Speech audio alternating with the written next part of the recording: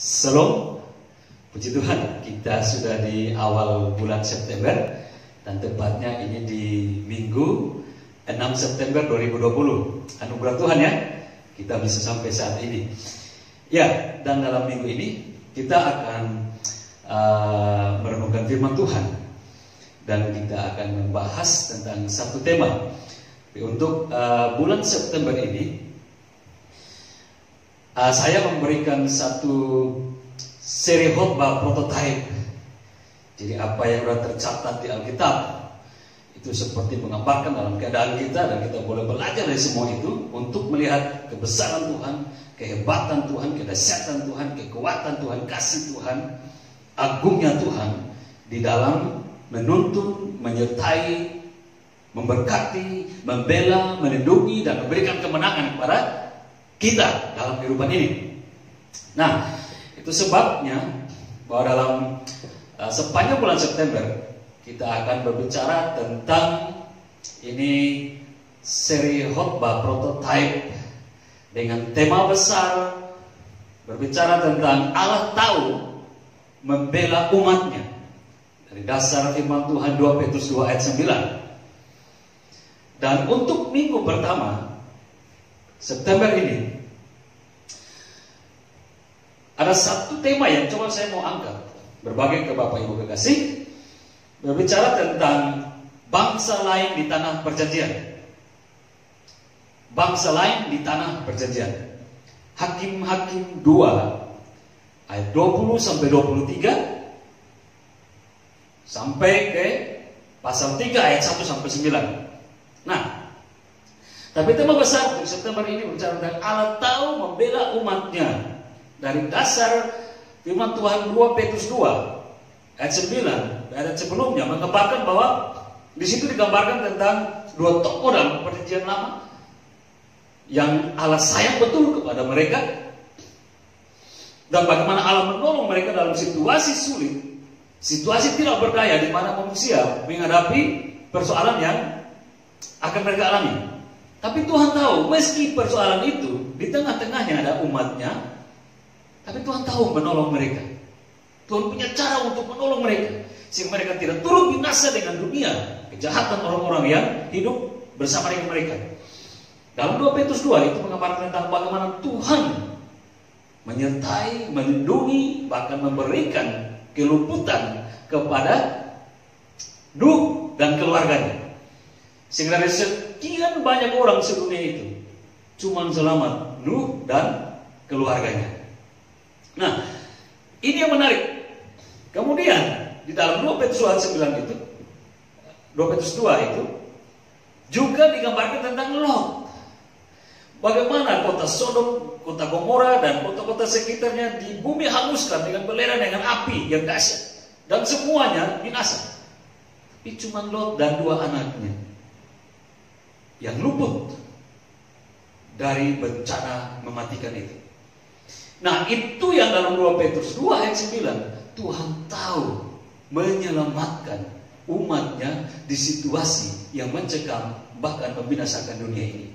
Dasar ini akan kita bicara sepanjang bulan September ini dengan tema atau bagian per minggunya untuk mendukung tema besar ini. Dan pertama untuk minggu ini berbicara tentang bangsa lain di tanah perjanjian. Kita mau lihat bagaimana Allah buat, atau Allah bertindak, atau bagaimana Allah bekerja kepada umatnya, meski ada di tengah persoalan, meski ada di tengah keroyokan bangsa-bangsa lain. Dan bagaimana kita melihat Tuhan membela mereka.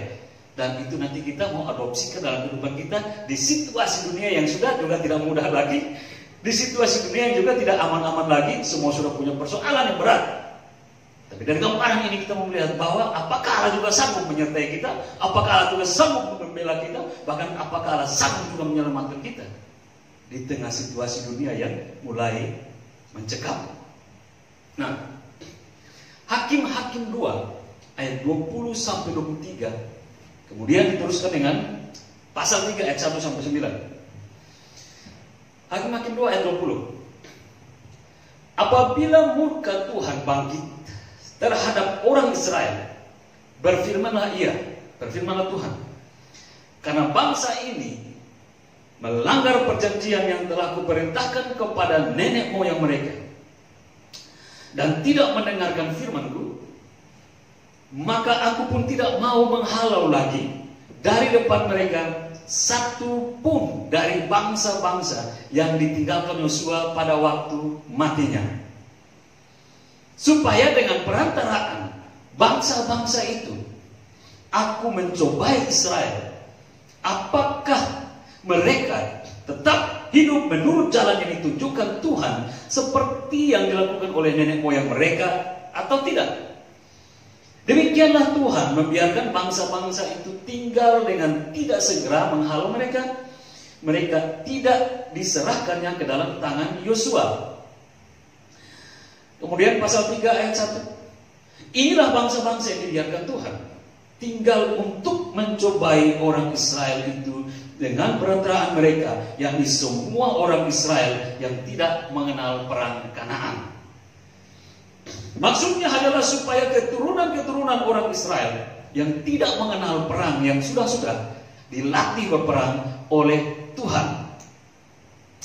Yang tinggal ialah kelima raja kota Filistin dan semua orang Kanaan, orang Sidon dan orang Hewi yang mendiami pegunungan Libanon, dari gunung Baal Hermon sampai ke jalan yang menuju ke Hamat. Mereka itu ada di sana supaya ia mencobai orang Israel dengan perantaraan mereka untuk mengetahui apakah mereka mendengarkan perintah yang diberikan Tuhan kepada nenek moyang mereka dengan perantaraan Musa. Demikianlah orang Israel itu diam di tengah-tengah orang Kanaan, orang Het, orang Amori, orang Feris, orang Hewi, dan orang Yebus. Mereka mengambil anak-anak perempuan, mereka ini orang Israel. Mereka mengambil anak-anak perempuan orang-orang itu, artinya orang-orang di tanah Kanaan itu, menjadi istri mereka dan memberikan anak-anak perempuan mereka kepada anak-anak lelaki orang-orang itu, serta beribadah kepada Allah orang-orang itu. Orang Israel akhirnya menyembah kepada Allah-Allah orang kafir yang ada di tanah perjanjian, di tanah Kanaan. Ayat 7, orang Israel melakukan apa yang jahat di mata Tuhan. Mereka melupakan Tuhan Allah mereka dan beribadah kepada para Baal dan para Asyera. Lalu bangkitlah murka Tuhan terhadap orang Israel sehingga ia menjual mereka kepada Kusyan Risyatain, raja Aram Mesopotamia, dan orang Israel menjadi takluk kepada Kusyan Risyatain 8 tahun lamanya. Ayat 9. Lalu berserulah orang Israel kepada Tuhan, maka Tuhan membangkitkan seorang penyelamat bagi orang Israel, yakni Otniel anak Kenas adik Kaleb. Akhirnya Tuhan juga menolong mereka dari kejahatan yang mereka berbuat. Nah, ini gambaran, ini bagian dari kebenaran firman Tuhan yang akan kita bahas dalam minggu ini. Dan kita mau lihat bagaimana Tuhan tahu membela umatnya di tanah perjanjian. Tuhan membiarkan bangsa-bangsa lain juga tinggal di situ. Apa maksudnya? Apa artinya? Kenapa Tuhan membiarkan bangsa-bangsa itu untuk tinggal bersama dengan bangsa Israel? Sekiranya kalau kita fokus pada bacaan tadi, kita bisa pahami maksud Tuhan dari situ. Tapi apa kita mau belajar ini? Katanya orang yang percaya kepada Tuhan atau orang percaya pasti hidupnya akan baik-baik saja karena mendapatkan perlindungan serta berkat dari Tuhan. Namun kenyataannya berbeda. Saya malah penuh dengan masalah dan pergumulan. Bahkan kini terancam corona. Ini zamannya corona. Bahkan saya terancam dengan corona. Ini bagaimana? Mungkin sering kita mendengar orang-orang Kristen berkata demikian, bukan? Atau bahkan itu juga perkataan dari diri kita, mempertanyakan keadaan ini. Lah, kami kan udah percaya, saya udah percaya. Kenapa begini? Kenapa begitu? Tralala, lili. Kenapa begini? Kita mulai moral pikiran kita, kenapa ya? Kok saya udah percaya, saya udah ke Yesus, kok begini? Mungkin kita bisa mendengar orang-orang berkata demikian, atau bahkan kita juga pernah atau sedang mengatakan hal yang sama. Nah, Kita harus tahu bahwa dalam segala sesuatu yang menimpa kita tidak di luar pengetahuan Tuhan. Percaya itu? Mazmur. Kenapa? Kita harus percaya itu. Karena Mazmur 33 ayat 13-14 mengatakan begini. Tuhan memandang dari surga. Ia melihat semua anak-anak manusia. Dari tempat kediamannya, ia menilik semua penduduk bumi. Wow. Artinya apa? Segala sesuatu tidak ada yang tersembunyi bagi pandangan Tuhan terhadap kita. Ini catatan Daud dalam Mazmur 33. Itu sebabnya saya bilang bahwa kita harus paham bahwa segala sesuatu menimpa kita tidak di luar pengetahuan Tuhan. Tuhan mengetahuinya, bahkan lebih daripada apa yang kita tahu. Tuhan lebih tahu. Ya, kita samakan dulu pandangan ini. Tapi pertanyaannya muncul lagi. Kenapa Tuhan seperti membiarkan kita bergumul dengan persoalan? Kalau Dia tahu keadaan kita. Kan gitu ya? Kenapa Tuhan membiarkan persoalan ini saya alami? Atau kenapa Tuhan seperti membiarkan? Nah, ini masalahnya lagi. Kenapa Tuhan membiarkan corona ini menginjak-injak kami? Akhirnya ibadah pun jadi online. Ibadah pun jadi seperti berantakan. Kenapa Tuhan membiarkan ini? Tak anti corona, om corona. Apakah Tuhan tidak mampu untuk menghalaunya? Kenapa? Kenapa pertanyaan-pertanyaan ini? Perhatikan, kita sementara berbicara dalam tema besar, Tuhan tahu membela umatnya. Dan untuk minggu ini berbicara tentang ada bangsa lain di tanah perjanjian. Apa maksud ini? Kenapa ini ya Tuhan persoalan ini? Belum selesai persoalan sekarang. Tuhan kasih corona lagi. Udah gak tahu masa depan ini seperti apa. Perhatikan dalam Hakim-Hakim 2 yang kita baca dan kita renungkan saat ini. Di manakah bangsa Israel menghadapi musuh-musuhnya? Apakah di Mesir?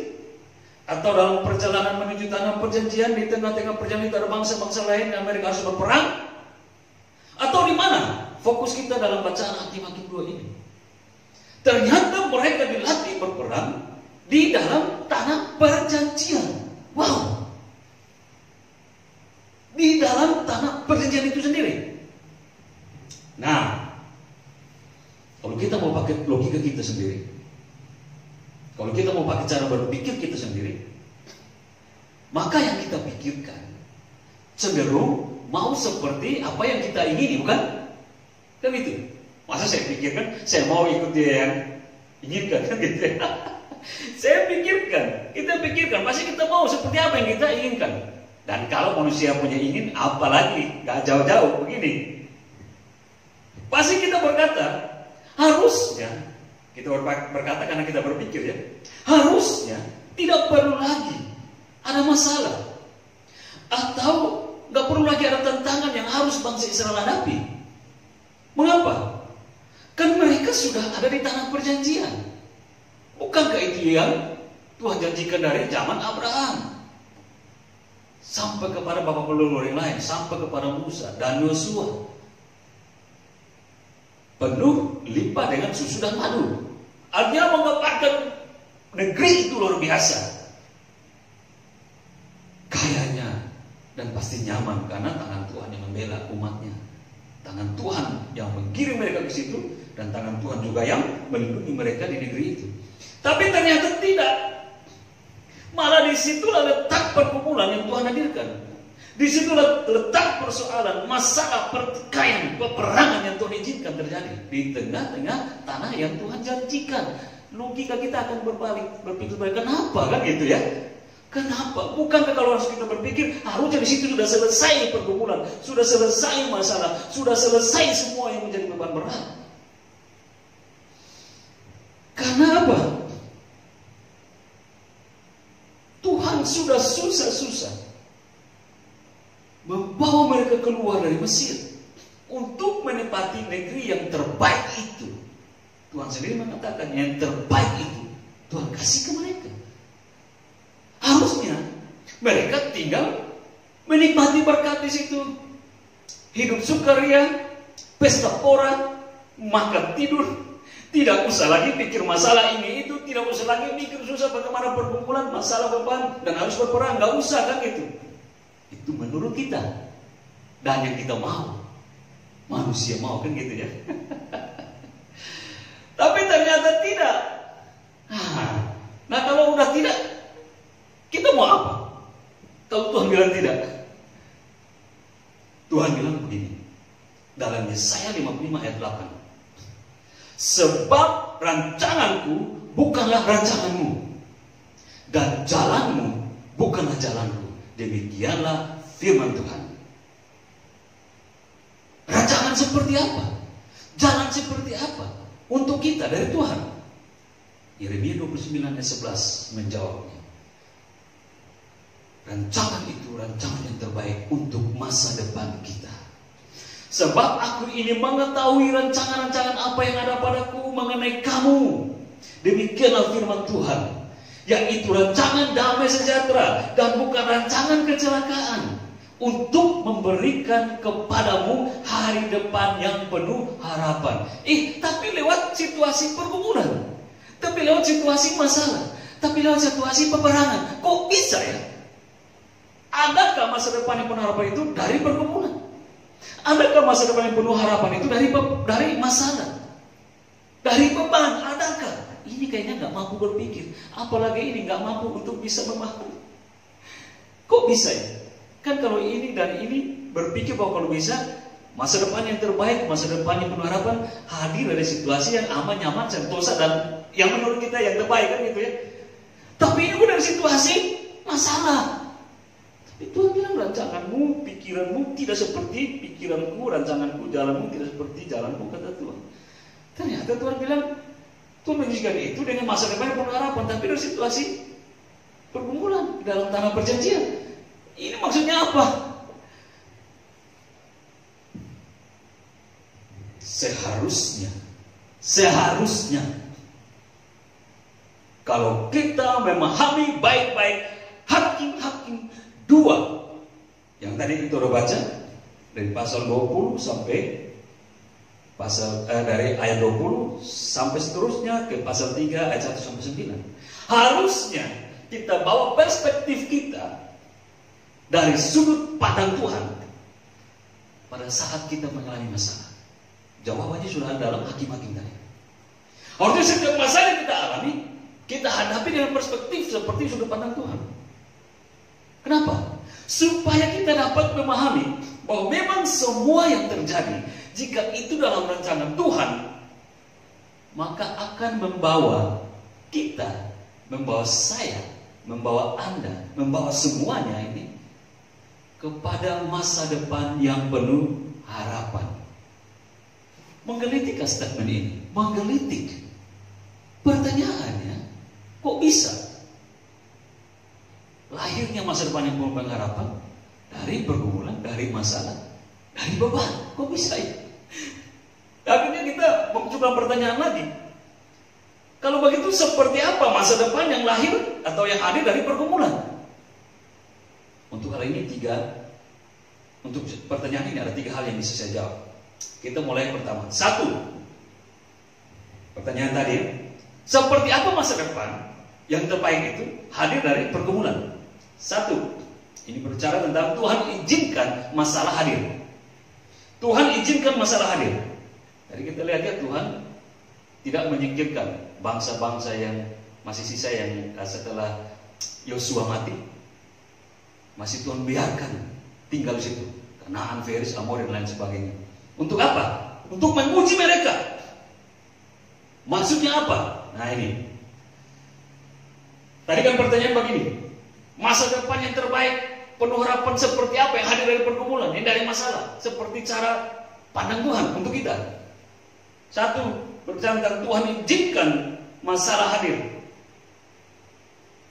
Pakai ilustrasi begini. Ini ilustrasinya udah biasa kan gitu ya. Seekor monyet yang katanya jatuh ke tanah bukan karena angin kencang, tapi karena angin sepoi-sepoi basah. Jadi diilustrasikan bahwa ada seekor monyet yang tidur di atas pohon. Tapi waktu dia sementara nyenyak, tidur datang angin kencang, dan pohon yang dia tempat tidur itu meliuk-liuk. Waktu angin kencang itu menghantam dia dan pohon meliuk-liuk. Dua tangannya, dua kakinya, seperti kaki seperti tangan itu pun memegang, memeluk erat-erat batang pohon yang dia tidur itu. Tidak saja dua tangan, dua kaki, ekornya juga ikut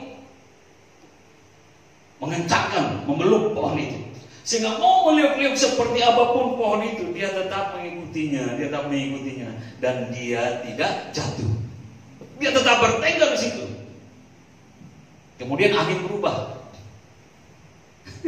Angin berubah. Kalau tadi kencang sekali, sekarang angin sepoi-sepoi.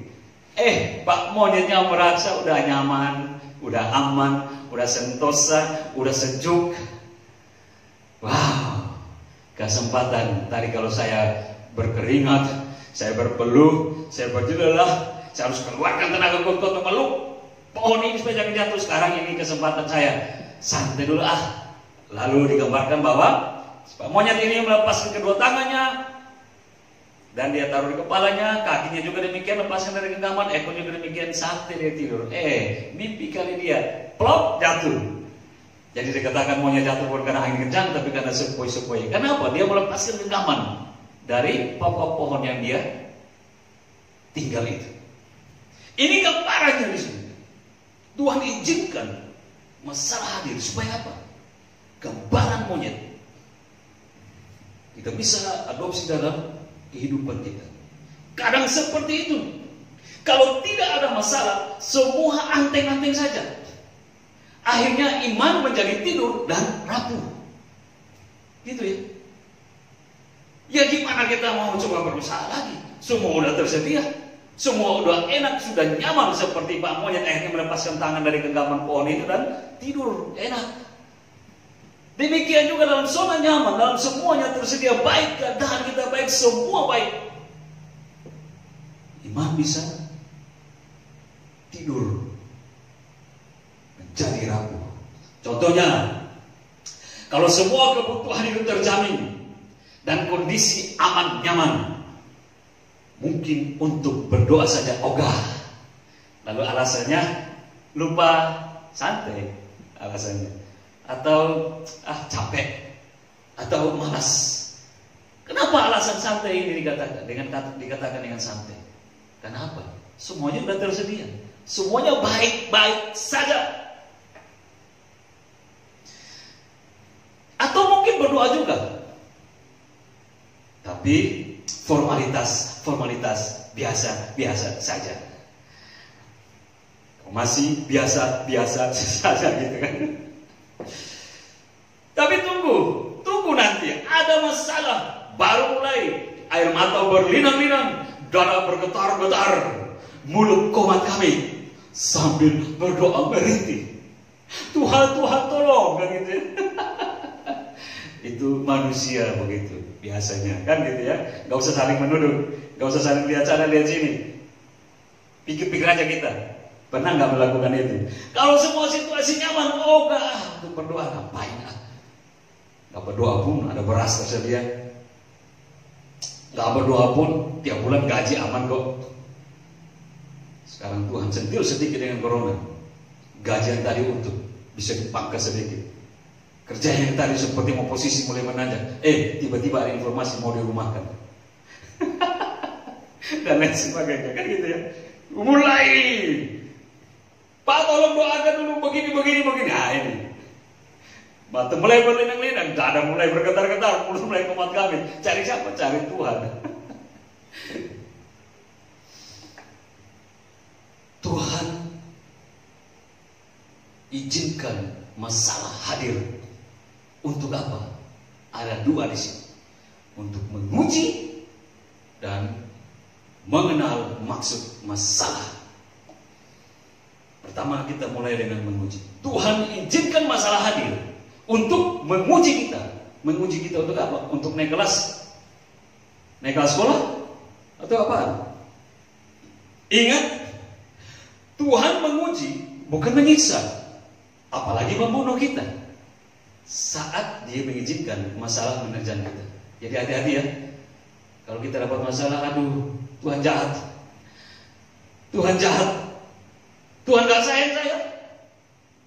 Saya udah melakukan ini, itu bagi Tuhan, tapi lihat apa yang terjadi. Masalah saya begini, rumah tangga saya begini, pekerjaan saya begini, hancur. Tuhan menguji, bukan menyiksa, apalagi membunuh.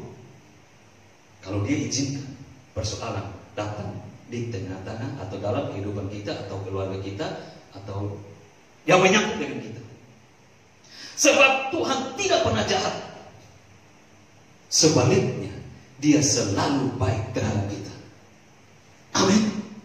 Iya, Tuhan selalu baik untuk kita. Ada berita yang lagi viral. Orang kaya di Italia, salah satu orang kaya di Italia, bahkan mungkin dunia, dia memiliki segalanya, tapi akhirnya harus pulang meninggalkan semuanya itu karena hal yang sangat murah, dia nggak bisa beli.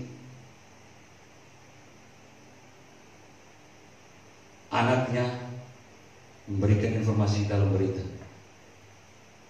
bapak saya memiliki segala sesuatu, bapak saya kaya, bapak saya punya uang, tapi saya untuk yang paling murah dia tidak bisa beli. Dan dia harus pergi begitu saja meninggalkan semua yang dia punya. Apa yang murah dia tidak bisa beli itu? Nafas kehidupan. Rupanya dia kena COVID. COVID ini kan berhubungan dengan nafas. Anak dari orang kaya di Italia ini menuliskan hal ini dan lagi viral. Kita membayangkan seperti itu.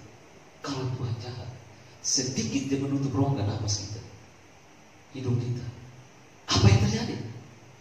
Apakah kita bisa tempel uang banyak dari ini, buka hidup kita, kerongkongan kita dan rongga nafas? Ini uang banyak yang masuk, angkat itu, buka itu rongga pernapasan supaya bisa uang masuk dan menyembuhkan. Hah? Gak akan bisa. Kalau begitu, untuk hal kecil seperti itu, kalau Tuhan mau jahat, selesai satu manusia, satu dunia ini. Jadi hati-hati untuk bilang Tuhan jahat. Tuhan sangat baik, termasuk di tengah persoalan. Kok bisa? Nah, kita mau belajar ini. Jadi sekali lagi, apapun yang menimpa kita saat ini, diingat, kalau Tuhan mengizinkan itu, bukan Tuhan menyiksa, apalagi untuk membunuh. Tuhan sekedar menguji kita. Ini perspektif yang kita tahu ya, karena kita lagi membahas tentang Hakim-Hakim 2 ini. Supaya kita paham di dalam kekristenan kita, siapa sih Tuhan kita ini? Jahat kan dia atau baik kan dia? Atau bahkan terlalu baik yang kita tidak mampu untuk menyelami kebaikan itu. Tuhan kita luar biasa. Itu yang pertama, Tuhan seperti mengizinkan atau menghadirkan masalah dalam diri kita untuk menguji. Yang kedua, untuk apa? Mengenal maksud masalah. Artinya supaya kita mengenal maksud setiap persoalan yang kita alami. Hendaklah kita bijak saat bergumul dengan masalah. Untuk apa? Untuk lebih peka terhadap setiap masalah yang menimpa kita. Ayub bilang begini, karena ia tahu jalan hidupku, seandainya ia menguji aku akan timbul seperti emas. Kalau kita belajar ini Ayub orang gila. Lah, kenapa? Di tengah persoalan yang berat, di tengah pergumulan yang berat, bahkan sampai orang pun, 3 temannya datang dari jauh, tidak seperti lagi mengenal dia. Kenapa? Berubah dia sudah. Yang tadinya mungkin dia ganteng mulus segala macam, sekarang dia gak ada apa-apanya lagi. Bahkan tubuh yang mulus itu sudah penuh dengan borok. Dan dia sudah tidak punya apa-apa lagi, tidak hilang. Tapi dia di situasi yang sangat berat ini, dia bilang apa? Kalau Tuhan, karena Tuhan tahu jalan hidup, seandainya Tuhan menguji aku akan timbul seperti emas murni. Wow, Ayub 23 ayat 10. Ini perkataan yang dilandasi oleh iman yang hebat, tapi iman yang teruji. Iman yang teruji. Nanti baru kita lihat ayat selanjutnya di ayat 42. Makin membuktikan bahwa orang yang bisa mengenal Tuhan kalau imannya diuji, keberadaan pengharapannya diuji. Semuanya hanya makan tidur, semuanya hanya berpesta pora, semuanya hanya baik-baik saja. Hati-hati.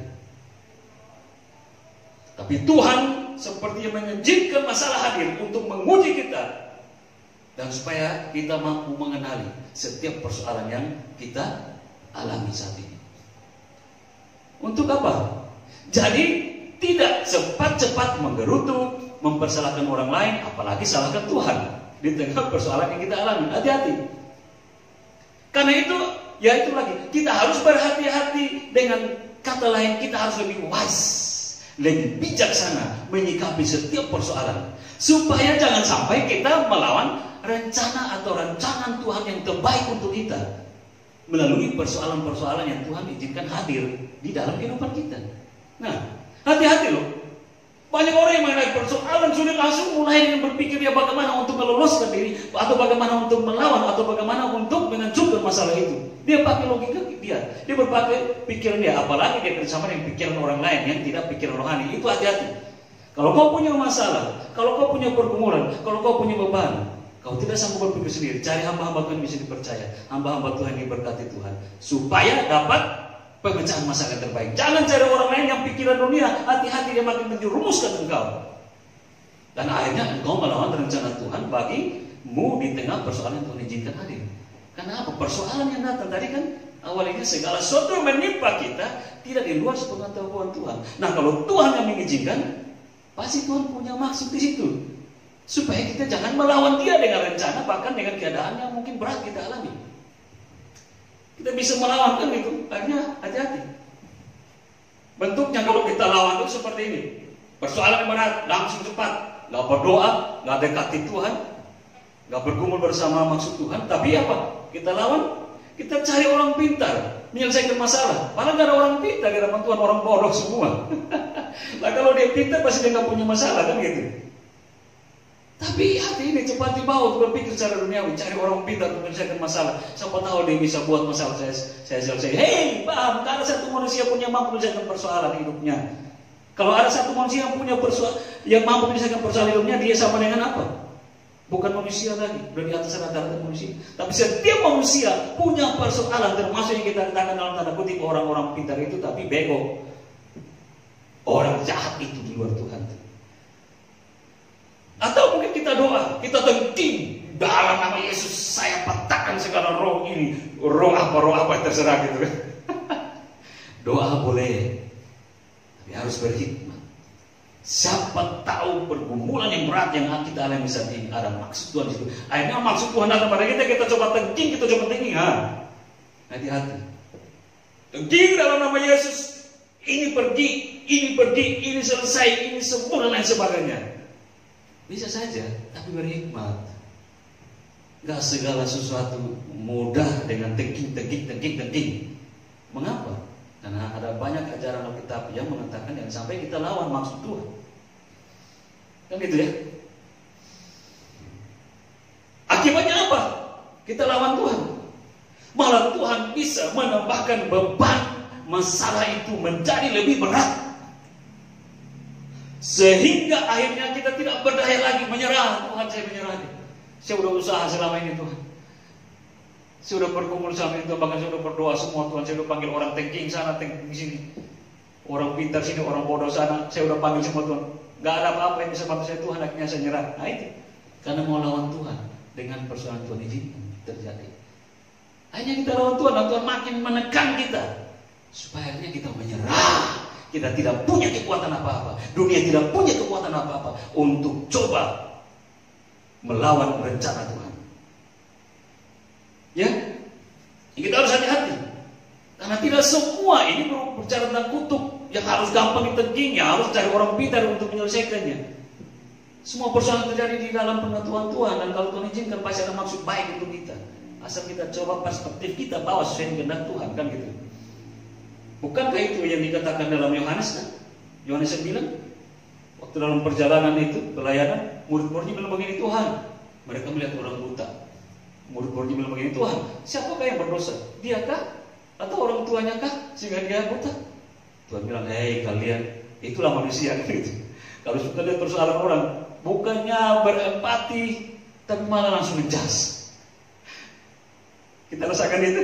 Atau kita bukan itu? Kita yang ingat-ingat ya. Tuhan siapa yang berdosa? Makanya dia buta atau orang tuanya buta? Jawaban Tuhan beda dengan apa pemikiran mereka. Tuhan bilang, enggak. Di sini bukan masalah urusan dosa atau enggak. Ada maksud Tuhan di sini dalam kebutaannya untuk Tuhan memuliakan nama Tuhan. Dan memang akhirnya nama Tuhan dipermuliakan melalui kebutaan orang ini karena Tuhan menyembuhkan. Dan akhirnya orang memuliakan Tuhan. Karena apa? Orang ini buta tapi bisa melihat oleh karena kuasa Tuhan. Ya, ini hal-hal yang coba kita harus pahami. Jangan cepat lari kepada dukun, orang pintar, padahal bego. Cari pemikiran untuk sana untuk gampang-gampang aja pakai nama Tuhan untuk menghadang ini itu. Kita tidak belajar dulu ini maksudnya apa Tuhan, kan gitu ya. Tanya dulu ini maksudnya apa Tuhan, supaya kita jangan salah kaprah kita lawan Tuhan. Kan Ayub 10 ayat 16 bilang begini kan. Kalau aku mengangkat kepalaku, maka seperti singa engkau akan memburu aku dan menunjuk kembali kuasa-Mu yang ajaib kepadaku. Engkau akan mengajukan saksi-saksi baru terhadap aku. Engkau memperbesar kegeraman-Mu terhadap aku. Dan pasukan-pasukan baru, bahkan bala tentara melawan aku. Ayub 10 ayat 16-17. Ini waktu Ayub coba mau melawan Tuhan, melihat kenapa Tuhan saya keadaan seperti ini. Didapati bahwa dia melawan Tuhan dan malah dia makin terpuruk. Dia gambarkan apa? Tuhan makin menunjuk kuasa Tuhan untuk menekan dia, dan kegeraman Tuhan seperti bertambah untuk dia. Dan Tuhan mengirim pasukan-pasukan baru, bala tentara baru untuk melawan. Akhirnya persoalannya makin diberatkan, supaya akhirnya dia menyerah, tidak lagi berkata-kata yang salah terhadap Tuhan. Ini Ayub dan begitu. Jadi kita harus hati-hati ya. Minggu awal September 2020 dan seterusnya kita harus hati-hati. Kalau kita mengalami persoalan, jangan cepat-cepat ambil keputusan menurut pikiran kita, apalagi pikiran orang yang tidak rohani. Hati-hati. Cari kehendak Tuhan di tengah persoalan. Nah, yang kemudian yaitu untuk apa? Dari manakah masa depan bisa hadir di tengah persoalan? Yang kedua yaitu melahirkan kualitas iman. Kalau yang pertama Tuhan mengizinkan masalah hadir, yang kedua Tuhan melahirkan kualitas iman. Ini yang luar biasa. Coba ada ilustrasi paku bengkok dan paku lurus. Ya, paku bengkok dan paku lurus. Itu digambarkan bahwa ada paku berapa yang bengkok, dibiarkan saja, tapi ada satu paku yang lurus, itu ditancapkan terus dengan palu, Apa bisa kita memaknai gambaran itu, ilustrasi itu? Artinya begini, paku yang lurus akan terus dipaku sampai benar-benar menancap, sehingga sebuah sambungan benda dapat bermanfaat. Tapi yang udah bengkok, yang tidak lurus lagi, paku itu akan dibiarkan tukang begitu saja, atau bahkan kemudian dicabut untuk dibuang. Mengapa? Karena tidak bermanfaat. Bisa kita paham gambaran sederhana ini? Artinya begini, Tuhan mau membantu kita, dan ketika kita tetap bertahan dalam rencana Tuhan, seperti persoalan itu makin menekan, tapi itu akan membangun sesuatu yang baru, sesuatu yang lebih baik dalam kehidupan kita.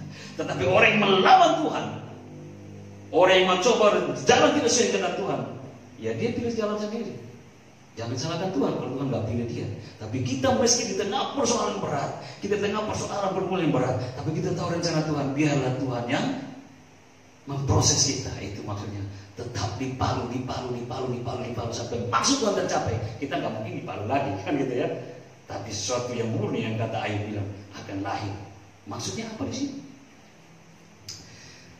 Ini menurut saya, mungkin yang lain punya pandangan tersendiri. Ada tiga hikmat yang bisa diambil dari setiap masalah atau pergumulan ketika kita alami. Satu, itu untuk menegur kita menyadari kesalahan. Jadi siapa tahu kita udah berbuat kesalahan, Tuhan sayang kita, Tuhan izinkan masalah. Dengan proses kita tahu, oh iya saya udah sadar, saya udah salah, saya udah menyimpang sana, menyimpang sini, saya udah mulai malas bersama Tuhan, saya udah tidak lagi fokus pada Tuhan. Tuhan izinkan masalah sebab kita fokus lagi kan itu. Oh iya, jadi hikmat di sini pada masalah yang kita alami, coba kita berpikir, siapa tahu Tuhan menyadarkan kita dari kesalahan yang sudah kita perbuat. Itu hikmat yang pertama. Hikmat yang kedua yang kita ambil dari persoalan yang kita alami, untuk membuat kita mengenal Dia, mengenal Tuhan. Nah, kalau semua udah nyaman-aman sama semuanya, waduh, tanpa masalah, bisakah daging kita mengenal Tuhan? Agak repot jawabannya, agak susah. Tetapi kalau waktu persoalan Tuhan izinkan datang, baru kita mulai bergumul dan kita cari wajah Tuhan. Ku cari wajahmu, nyanyi dalam pergumulan, kan gitu ya. Baru mengenal Tuhan yang hebat. Karena Tuhan tolong kita keluar dari persoalan itu. Oh Tuhan saya hebat, Tuhan saya luar biasa, Tuhan saya lebih dari segalanya. Tapi lewat proses dulu kan pergumulan. Kalau nggak lewat proses pergumulan, bagaimana Tuhan hebat? Orang kita nggak rasakan, kita fine-fine saja kan gitu ya. Yang ketiga, hikmat yang ketiga dari persoalan yang terjadi, yang kita bisa ambil apa? Kita anggaplah persoalan itu sebagai alat proses kita. Alat proses mempersiapkan kita menjadi berkat bagi orang lain. Itu dia. Jadi kalau kita alami saat ini, segala sesuatu mungkin berat. Mari kita ambil hikmat yang ketiga. Siapa tahu ini saya lagi diproses Tuhan. Sekali waktu Tuhan ingat saya menang dari proses masalah ini. Mungkin Tuhan mau pakai saya untuk jadi berkat bagi orang lain. Akan kita lagi baca Ayub. Dan kita lagi coba lihat tokoh-tokoh yang kita zaman dulu. Bagaimana mereka mengalami proses itu. Tapi waktu kita baca kisah hidup mereka, bukankah itu menggugah hati kita? Bukankah itu mengokohkan iman kita? Jadi berkat kan? Nah, itu sudah lewat. Sekarang pada kita, hikmatnya bisa jadi seperti ini. Mungkin ini persoalan yang saya alami, tapi kita berpikir, siapa tahu ini masa proses Tuhan mau proses saya untuk lebih murni lagi, lebih baik lagi, lebih sempurna lagi. Supaya sekali waktu ada orang yang punya masalah sama dengan saya bisa hadir untuk jadi berkat. Karena Tuhan sudah lebih dahulu memproses saya, dan saya bisa bagi pengalaman-pengalaman hidup di mana Tuhan mampu menuntun saya sebagai pemenang. Tuhan juga bisa mampu menuntun orang yang masalah yang sama dengan kita pun keluar sebagai pemenang. Tapi Tuhan bagi kita yang sudah lebih dahulu diproses. Jadi kalau waktu kita bersaksi, betul-betul itu punya isi karena kita sudah punya pengalaman. Tapi coba kita kata bercerita aja kosong dan tidak punya pengalaman, mungkin orang juga merasa kering. Tapi kalau kita bercerita penuh dengan kekuatan karena pengalaman hidup yang sama, orang akan terbuka. Itu yang dimaksud di hikmat ketiga. Kalau masalah datang dalam kita, jangan cepat-cepat lawan. Hikmat yang ketiga, siapa tahu Tuhan pakai itu sebagai proses kita lebih sempurna untuk persiapan sekali waktu Tuhan pakai kita jadi berkat bagi orang lain. Ya. Nah, dari tiga hal ini, dari tiga hikmatnya maksudnya, akan lebih mengokohkan iman kita dan membuat kita lebih lebih takut Tuhan, bukan pada masalah apalagi corona kan gitu, dan itu udah lewat dari semua persoalan. Kalau Tuhan sudah tolong kita dari 1-2 masalah, apalagi masalah yang ini, apalagi corona kan gitu ya. Itu seperti Tuhan bilang, kalau Tuhan sudah melepaskan saya dari singa dan beruang untuk membebaskan domba-domba saya, apalagi si Goliat itu maksudnya. Kalau Tuhan sudah lepaskan saya dari 1-2 masalah berat, apalagi persoalan ini sama. Tuhan juga mampu melepaskan. Nah, kalau kita sudah punya hikmat melewati semua persoalan di tiga hikmat ini, maka akan membuat kita lebih kuat dalam iman. Untuk satu, kita lebih takut kepada Tuhan daripada masalah, apalagi daripada corona ini. Tuhan lebih hebat. Kita lebih takut kepada Tuhan. Gak usah takut kepada masalah, apalagi takut kepada corona. Gak usah. Tuhan yang harus kita takuti. Yang kedua, kita akan lebih apa? Lebih taat kepada Tuhan, bukan kepada keinginan daging dan bujuk rayu dunia. Kepada Tuhan, jangan menyimpang kiri kanan. Lihat sana lebih indah, lihat sana lebih baik, lihat sana lebih montok, lihat sana lebih berotot. Udahlah, saya ikut bayar dengan Tuhan di sana aja deh. Hati-hati, lebih taat kepada Tuhan. Yang ketiga, supaya kita lebih apa? Dari proses masalah itu, hikmat itu, supaya kita lebih cinta kepada Tuhan, bukan pada harta, tata, dan wanita. Ada orang bilang 3T kan gitu. 3 ta, harta, tata, dan wanita. Saya tambah 1, pria. Kita sudah dilewati dengan semua proses di mana kita kenal Tuhan beserta kita, di mana kita mengenal Tuhan sayang kita, di mana kita mengenal Tuhan lebih hebat daripada semua persoalan itu. Akan membuat iman kita lebih kokoh, sehingga tidak terpengaruh dengan harta, tata, wanita, dan pria. Apapun yang terjadi tetap Tuhanku lebih hebat dari semuanya itu. Kan gitu ya? Dia cantik, Yesusku lebih mulia. Dia ganteng, Yesusku lebih ganteng. Dia kaya, Yesusku lebih kaya. Dia berpangkat, Yesusku di atas segalanya. Mau apa lagi kan gitu?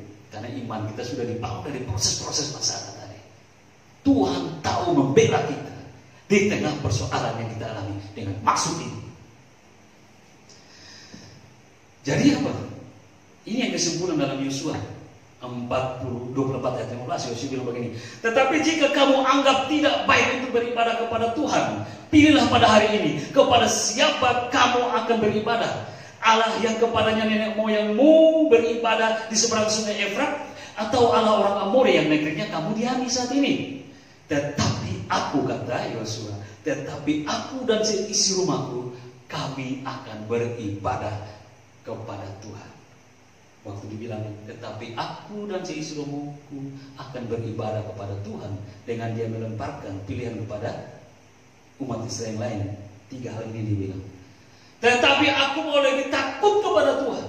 Aku mau lebih taat kepada Tuhan. Dan aku juga bawa keluarga untuk lebih cinta kepada Tuhan. Bukan dunia ini. Dunia ini lewat kalau di dalam kita ada Tuhan. Amin.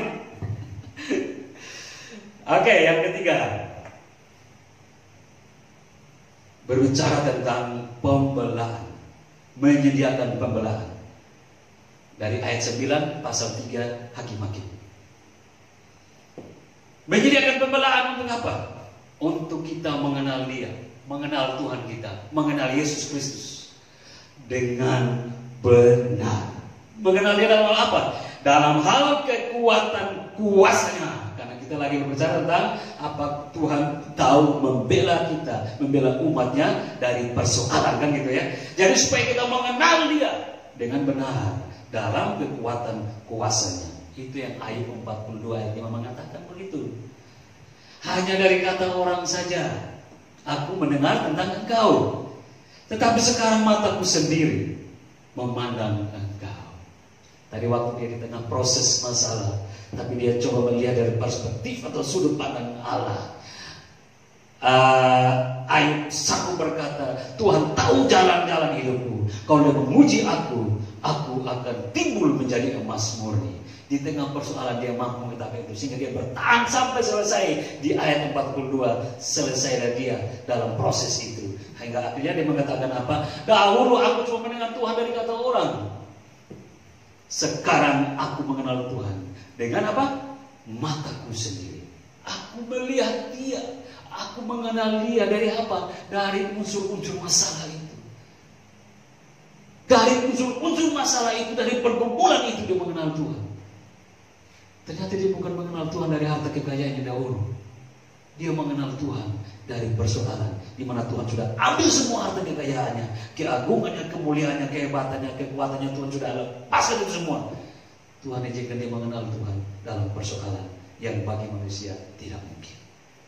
Tapi siapa yang mampu memahami hikmat Tuhan untuk memperkenalkan dirinya kepada kita? Itu yang saya bilang, dalam segala sesuatu yang menimpa kita, Tuhan tahu. Dan kalau Tuhan izinkan masalah hadir, Tuhan punya maksud di situ. Ayub mengenal ini, dan dia bilang, aku mengenal Tuhanku sekarang dengan mata kepalaku sendiri, karena melihat dari pergumulan-pergumulan di mana Tuhanku sanggup untuk melepaskanku dari persoalan berat. Mantap ya. Bukankah, tapi pertanyaan lagi, bukankah setiap persoalan atau pergumulan itu tidak enak? Serasa menyiksa dan membebani hidup, bukan? Tapi kenapa kita bisa lulus? Atau kita bisa bertahan, bahkan bisa keluar sebagai pemenangnya dari semua persoalan itu? Tentu kemenangan-kemenangan yang kita alami itu bukan karena kekuatan kita, tapi sebenarnya Tuhan juga yang merencanakan kemenangan itu dalam hidup kita. Percaya itu? Nah, apabila itu dipandang Tuhan sudah cukup waktunya kita diuji, dan sudah pas keadaan kita sesuai dengan rencananya, Tuhan akan membebaskan kita. Itu dikatakan di dalam Ibrani 12 ayat 11. Memang tiap-tiap ganjaran pada waktu ia diberikan tidak mendatangkan sukacita, tetapi duka cita. Tetapi kemudian ini maksudnya pendeta-pendeta, pergumulan-pergumulan tadi, masalah-masalah tadi. Tetapi kemudian masalah-masalah itu akan menghasilkan buah kebenaran yang memberikan damai kepada mereka yang dilatih, diuji olehnya. Ya, boleh paham kita ya. Jadi kalau kita mengenai masalah, mari kita coba lihat dari sudut perspektif Alkitab. Siapa tahu Allah punya maksud. Karena Tuhan tidak akan membiarkan kita seterusnya mengenai penderitaan. Tuhan punya cara untuk membela kita. Sekarang, mari kita belajar. Apapun persoalan, kita mulai dapat pengetahuan. Tuhan sanggup membela kita. Seperti Nuh dibebaskan dari air bah, semua mati, tapi dia bersama keluarganya lolos. Seperti Lot dan 2 anaknya, semua binasa dengan api belerang yang hebat, tapi mereka 3 yang lolos. Bukan karena kekuatan Lot dan anak-anaknya, bukan karena kemampuan Nuh dan anak-anak yang sendiri, tapi tangan Tuhan yang menyertai. Tuhan yang mengizinkan persoalan, tapi Tuhan juga tahu membela umatnya.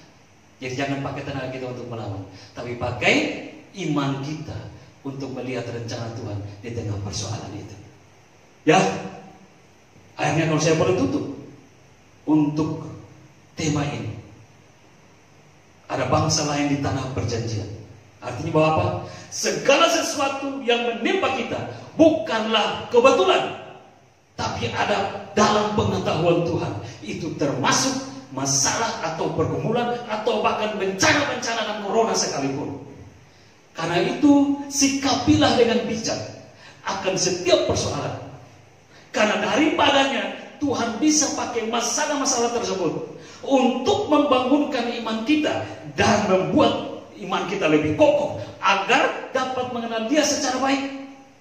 Dengan maksud supaya kita dipersiapkan untuk dipakai Tuhan menjadi berkat bagi orang lain. Wow, dahsyat, luar biasa, dan amin ya. Tuhan memberkati kita. Salam.